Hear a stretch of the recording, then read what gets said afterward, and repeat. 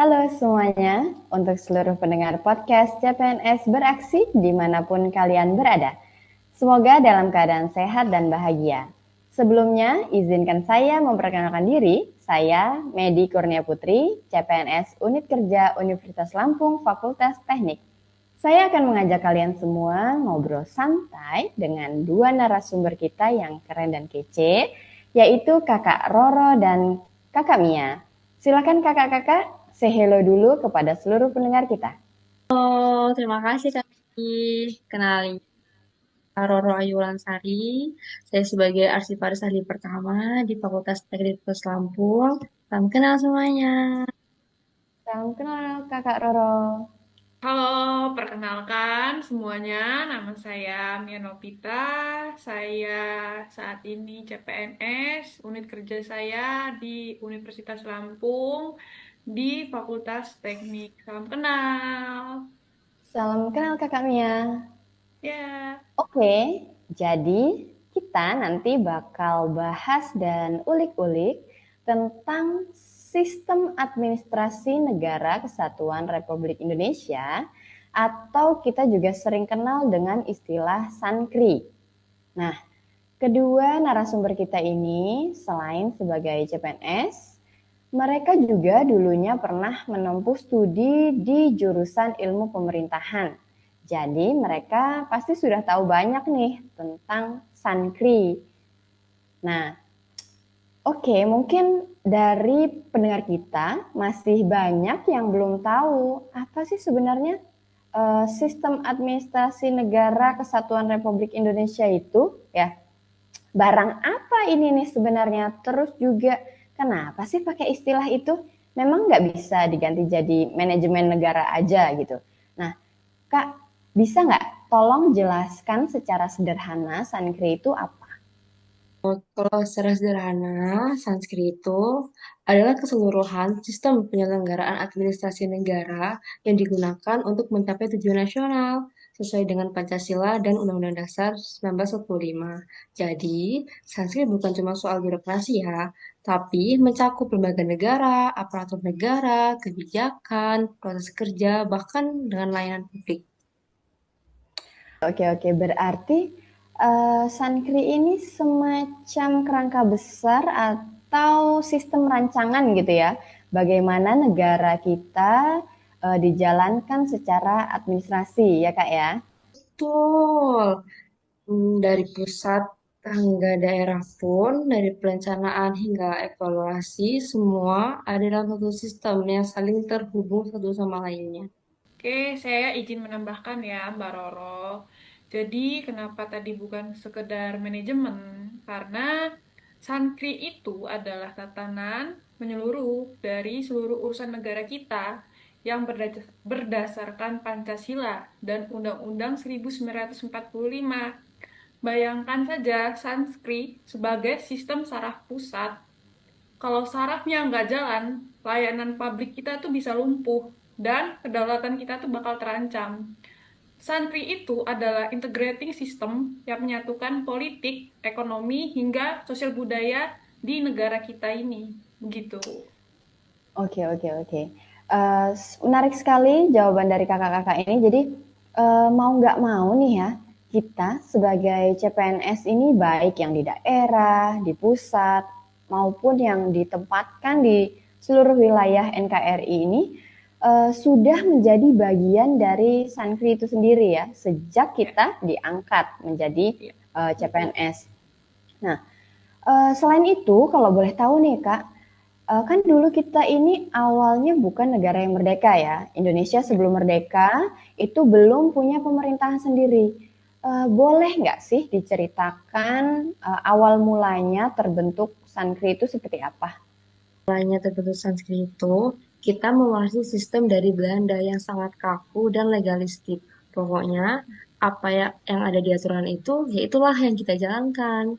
Tapi tahun 1954, pemimpin kita sadar negara merdeka nggak bisa pakai sistem penjajahan.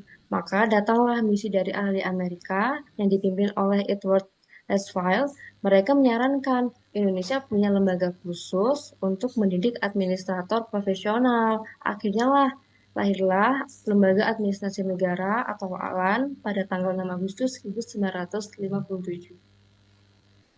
Oke, jadi sudah ada gitu ya untuk sistem administrasi di NKRI ini sudah ada lembaga independennya yang ditugaskan untuk mengatur sistem birokrasi kita ya Kak ya. Uh, tapi kalau misalkan untuk secara spesifik tuh ya, tujuannya kan kita belum tahu nih, tadi hanya menjelaskan asal usulnya seperti apa sih, isinya seperti apa. Nah, tujuan Sankri itu gimana, apa sih Kak sebenarnya?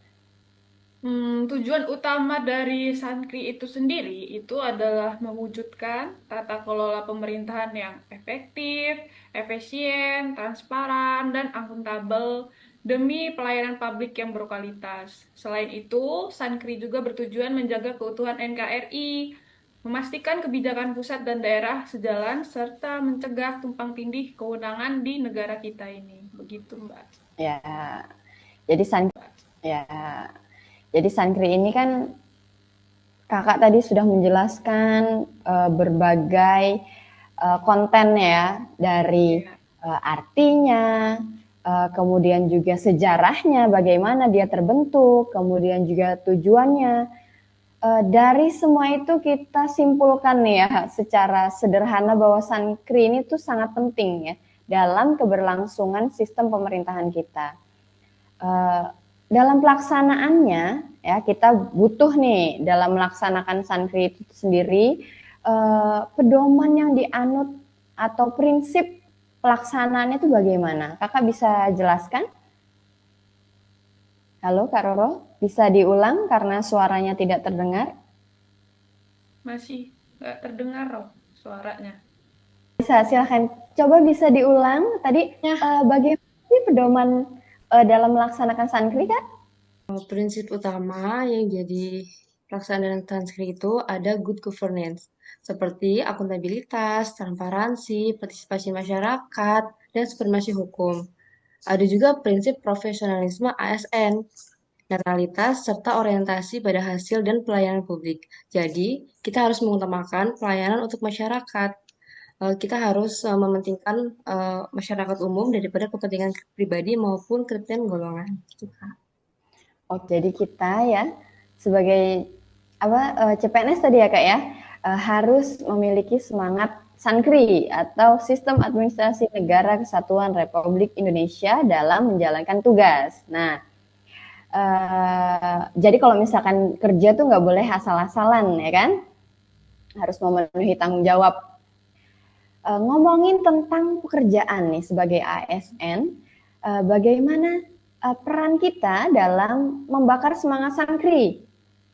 Ayo Kak, tolong inspirasi kita semua sebagai pendengar podcast CPNS. Ya, walaupun kita masih CPNS atau CASN ya, tapi kita sudah dituntut untuk memahami nilai dasar dari ASN itu sendiri, yaitu berakhlak. Karena itu bagian dari penguatan Sankri. Berakhlak itu rohnya dari Sankri. Dan Sankri yang hebat tanpa ASN yang berintegritas itu seperti mesin canggih tapi dikemudikan oleh orang mabuk. Berorientasi pelayanan, akuntabel, kompeten, harmonis, loyal, adaptif, dan kolaboratif, itu adalah identitas baru kita. Kita ingin menghapus mentalitas minta dilayani yang merupakan sisa-sisa mental kolonial zaman dulu. Karena kita mengikuti peradaban pada zaman sekarang. Seperti itu, Mbak Medi. Ya, ya, ya. Jadi kita harus berakhlak ya, Ya. berorientasi pelayanan, akuntabel, kompeten, harmonis, loyal, adaptasi, dan kolaboratif. Ya. Nah, sikap-sikap itu Kak, kalau misalkan diterapkan dalam praktik kerja kita sehari-hari, bisa nggak Kak berikan contohnya? Contoh yang sebenarnya kita sendiri pun seharusnya memang udah harus melakukannya itu, contohnya itu perihal dengan disiplin, bekerja sesuai dengan aturan yang ada, melayani masyarakat tanpa diskriminasi, tanpa adanya pungutan-pungutan yang liar, dan menggunakan anggaran sesuai dengan bertanggung jawab atas anggaran yang kita gunakan. Dan yang penting juga itu, nggak kalah pentingnya, kita harus adaptif terhadap perubahan zaman seperti digitalisasi untuk pelayanan publik.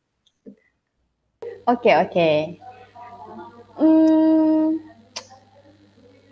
saya boleh ya tanya satu lagi nih tentang contoh lain dalam praktis ya, yang lebih praktis gitu.